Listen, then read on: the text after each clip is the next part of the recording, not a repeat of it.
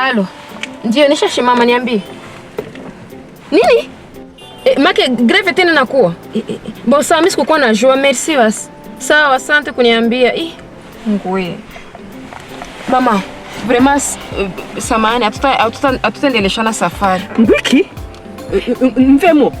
Mbire ngaha mwibarabara unta mu gahinga kandi je narajitike yanje. Ntibikunda uranshika niyonje. Mama tunapata msiba unaona shoferi mwenzetu tunatumika naye alikufa. Unaona njoo ba shoferi wote tunajitia pamoja wanafanya greve. Alors, mimi nilikuwa nasema unisaidie tu mamangu. Ndakurudisha franga zangu. Ibyo je biranda.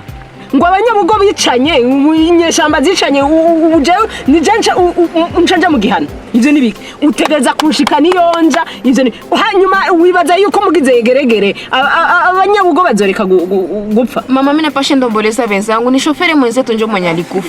Unaona tena tunapasha tunaongea na bashefu tunabalomba batusaidie batuchunge na ifo tunomboleza familia. Nta mahera yawe nshaka je nshaka kunshikana ubu ndafise umwanya wo kurondera ibi tatije.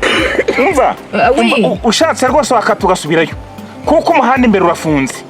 Bakoze imyigaragambyo ikomeye cyane kubera ko hari umugenzi wabo wapfuye.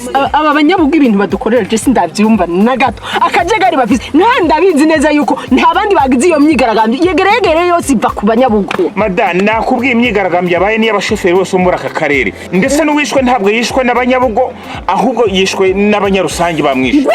Abanyarusangi? Uwishwe n'umunyarusangi nawe yishwe n'amabandi y'abanyarusangi. Ndi nkuru ndayizi kuko ni mubyara wanjye wapfuye. Tunaona hivi hakuna mwenye basifikia.